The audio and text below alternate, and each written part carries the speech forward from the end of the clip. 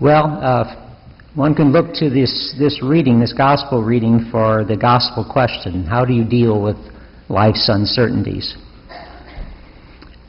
There will be signs in the sun, the moon and the stars, and on earth nations will be in dismay. People will die of fright in anticipation of what is coming upon the world. Now, if Fox News and MSNBC had been on the scene when the evangelist Luke penned these words of Jesus somewhere between 80 and 90 AD, the media, believing them to be literally true, would have gone absolutely ballistic. And all their experts would have been trotted out to provide insightful commentaries, and the pundits would have said Jesus was probably talking about the economy. You can just imagine the hysterical news coverage. Breaking news: the value of the shekel is plummeting. Investors are buying up Greek drachmas and Roman denarii. Flash: there will be a shortage of unblemished lambs available for Passover this year.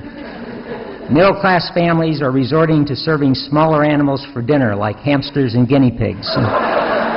People are dying of fright. Rabbis and psychiatrists are deluged with calls. Okay. Now, if there are any kids out there that have pet hamsters or guinea pigs, Deacon Phil's kidding. Okay.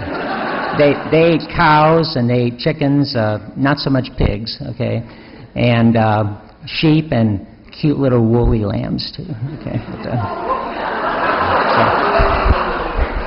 I don't think anybody has a lamb for a pet, so that's right. Okay.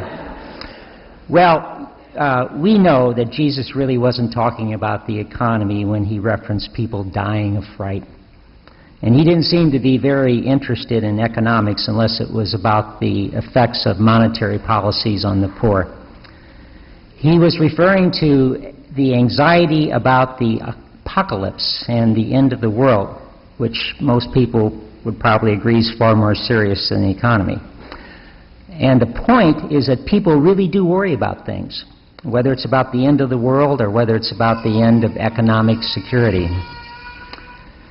Now, those projections of doom and gloom sound a bit like what we hear from the media in our day, right? Whether it's the threat posed to our economy by the looming fiscal cliff, or the threat of global terrorism or global warming or superstorms like Sandy, or drug-resistant bacteria, superbugs they will wipe us out, or serious conflicts that are occurring in the Middle East, it really can scare you to death just to turn on the television. And I read an article online recently that people are actually building and stockpiling underground bunkers so that they can survive the coming apocalypse. That is reminiscent of, for those of you about my age, of the 1950s, when people were building bomb shelters because of the imminent war with the Soviet Union, the nuclear threat. Well, there's plenty to worry about now, and there really always has been. And it really is enough to make a person die of fright in anticipation of what's to come upon the world. It's a fact that the problems that we face in our day really are incredibly serious, and we shouldn't hide our heads in the sand like an ostrich, or close our eyes like a small child who thinks that if he doesn't see it, it doesn't exist. Yet even a cursory study of human history leads one to conclude that really no age is without serious problems. Think about the wars, the famines, the plagues that have affected humanity throughout history. And just imagine the anxiety and the uncertainty that our ancestors experienced in the face of all those catastrophic events. Well, how did they deal with it in their day? And how do we deal with it in our day? Not only as a people, but also as individuals. Now, everyone in this chapel, at some point in his or her life, has had to deal with uncertainty. Everyone here can recount some past, some current time of uncertainty, including times that you thought you just might die of fright in anticipation of what was to come. I have a wonderful group of high school friends from Duchesne High School out in St. Charles, 3 guys I've known for over 50 years. And Bill, Carol, Roger, and I and our wives are as close as brothers and sisters. And Roger's wife, Linda, was recently diagnosed with a rare form of ALS. It's progressive and it's incurable. And we all know what this means, and it does scare us to death. I'll be 70 years old in a couple of years, and I'm beginning to see the writing on the wall. My contemporaries are also aging, and we will all become increasingly susceptible to the diseases and the disorders that come with age. And that's an uncertainty that's rather unpleasant to contemplate. Those of you who are younger have your own uncertainties. The prospects of finding a job upon graduation, of paying back enormous student loan debts, finding the right person to spend the rest of your life with, having sufficient financial resources to start a family. All of those things can really be terribly disturbing. And when you add short-term anxieties like getting a good grade on a test or making enough money to pay your monthly bills, add those to the long-term anxieties that everyone faces to some extent, and it really is enough to scare you to death. So what are we to do? Who are we to turn to? Who can console us in our time of trial and tribulation? It's, of course, God that we turn to in our day as our ancestors turned to God in faith in their day.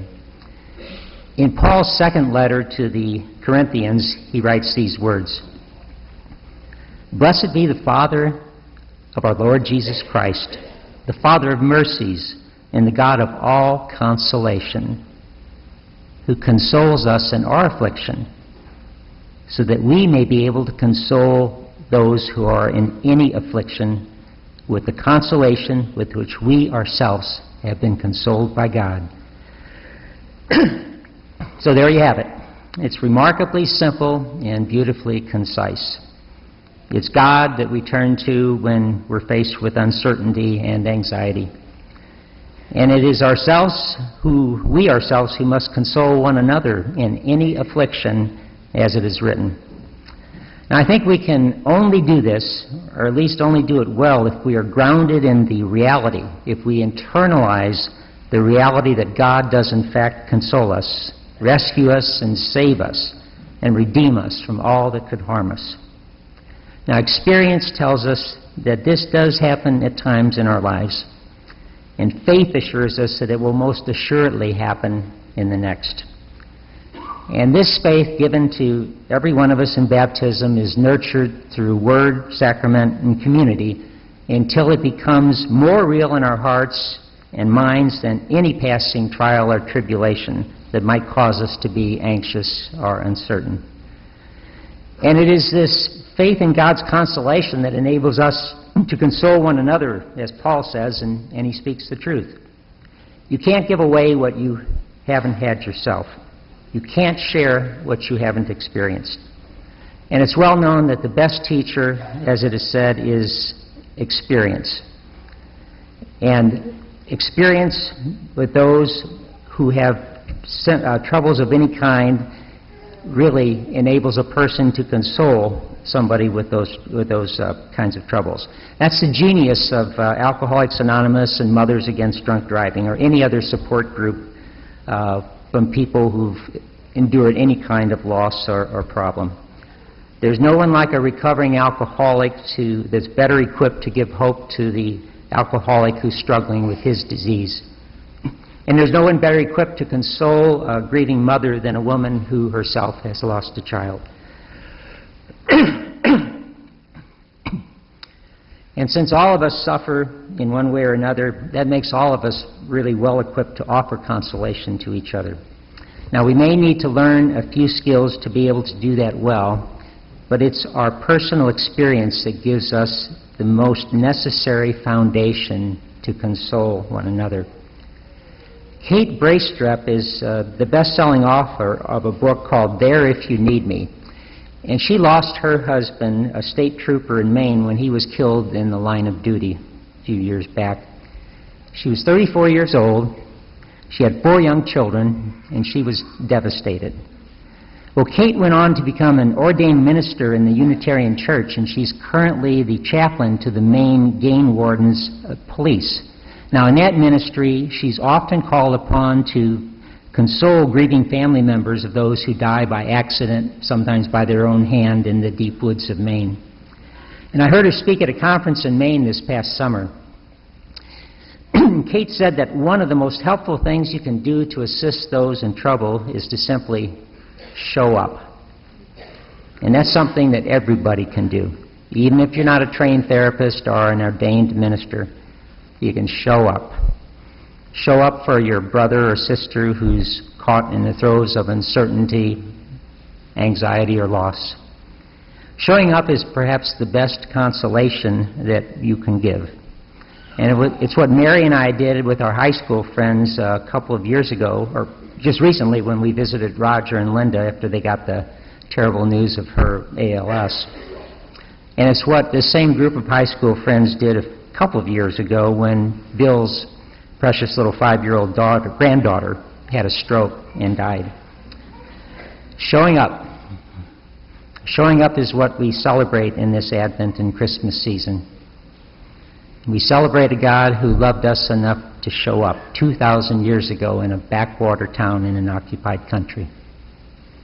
And we celebrate this Jesus who shows up on this altar every time we celebrate his death and resurrection and partake of his body and blood.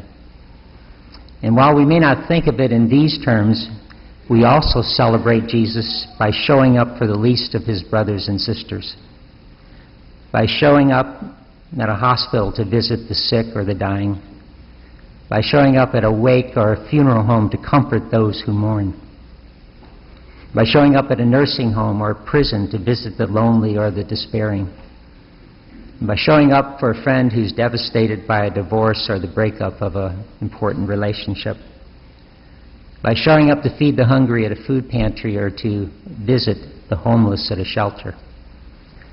Well, the list of opportunities to show up is endless because the needs are so great. Now, there always has been and there always will be uncertainty in life.